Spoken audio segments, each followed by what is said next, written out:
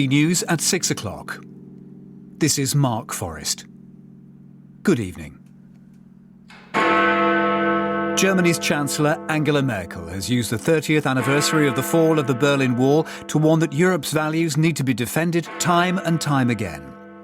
Flooding has forced the evacuation of more homes in villages around Doncaster, with residents being rescued by boat and tractor.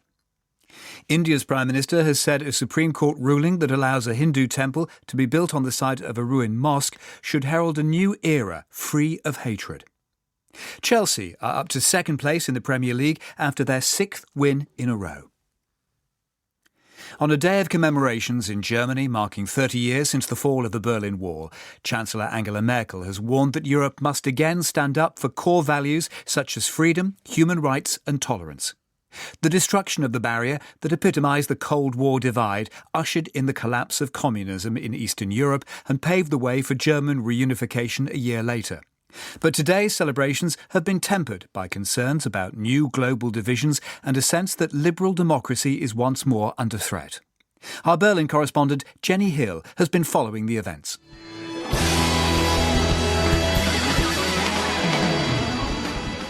Through the cold November drizzle, stage lights flash across the thousands of people who've gathered to celebrate at the Brandenburg Gate. Among them, Cornelia, who was 11 when the wall came down. I remember that when we could go to the west part, that the smelling, I will never forget about the smelling in the shops, because it was such an amazing smell I never had before. Earlier, shielding a candle from the wind, Angela Merkel led commemorations at what's left of the Berlin Wall. As a young woman, she herself lived behind the vast concrete and barbed wire structure which divided the city and trapped East Berliners in an oppressive regime. Watching in the crowd was Monika Fleischer, who also grew up behind the Iron Curtain. My family was torn apart during the time of the wall. It makes me very sad. My grandparents were in the West, in Kiel, and as a child I never knew my grandfather. By the time the wall came down, he was already dead.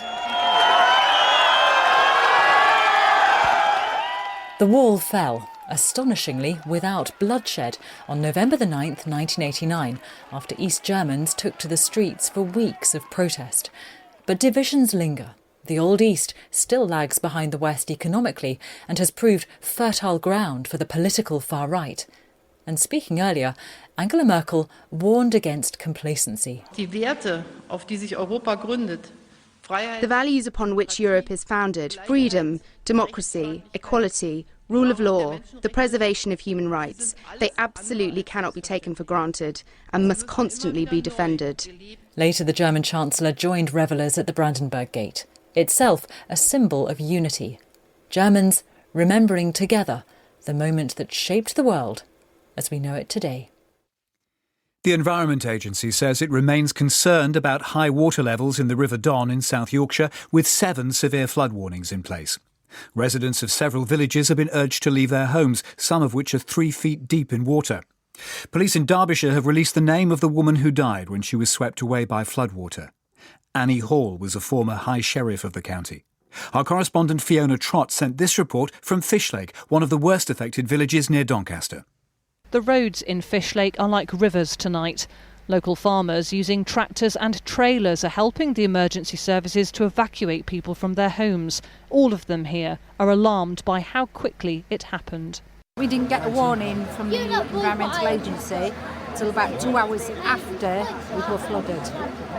And Doncaster Council haven't been anywhere near. In terms of preparation for this, I'm afraid the council have been absolutely, I hate to say the word, but not very proactive at all. I've not slept most at night, to be honest, because all you could hear were bang crash. Fridge freezer's gone over, it's about that far from Waketop, absolutely disgusting, it's awful. 13 miles away in Bentley, residents are ripping out carpets and throwing out toys. Their homes smell, and they say there's sewage in the floodwater. Properties here were flooded in 2007, and some families couldn't afford new insurance. They want practical help and say the local authority isn't providing it. Doncaster Council has described the situation as highly complex and says it has been very difficult to predict and control future events. In Derbyshire, Matlock has been one of the worst affected areas there. The woman who died after being caught in floodwater near Darley Dale has today been named as the former High Sheriff, Annie Hall. She's been described today as a great leader who will be hugely missed. It will be weeks before this village and others like it reach some kind of normality. In the meantime, the government says it's launched an emergency fund so that local authorities can help safeguard people's lives and property. Promises to improve GP services and childcare have provided the main focus of campaigning in the general election. However, childcare providers have expressed scepticism about the way Labour and the Liberal Democrats would fund the pledges they've been making. The Conservatives are also facing questions over a commitment to boost the number of family doctors in England. Here's our political correspondent, Pete Saul. Today's been a rare Brexit-free day on the campaign trail, with the parties choosing to focus on public services. Labour's commitment to early years provision is nothing new. Under Tony Blair, they introduced Sure Start centres, but hundreds have closed since 2010, and a Jeremy Corbyn-led government would bring them back. The exact details of how this will be funded, along with the extension of free childcare to all parents of 2 to 4-year-olds in England, will be revealed later in the campaign. The Liberal Democrats also have ambitious plans for childcare, increasing the weekly free allowance from 30 to 35 hours and making it available for children aged 9 months and up. The Lib Dem offer will cost £14.6 billion, and Helen Gratian from the National Day Nurses Association wants more clarity on how all of the party's plans will be delivered.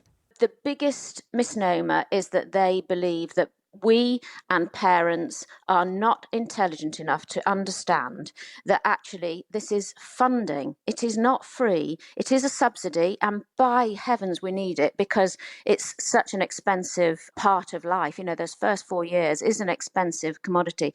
The Conservatives' number one priority after Brexit is the NHS.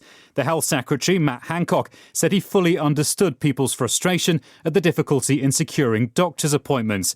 To improve the situation, a Tory government would train 3,000 extra GPs in England by 2024. There'd also be a drive to increase recruitment from overseas and retain more existing doctors. Professor Helen Stokes-Lampard, who chairs the Royal College of GPs, said it was a challenge to keep people in the profession. When they choose to start working, they're finding that full-time working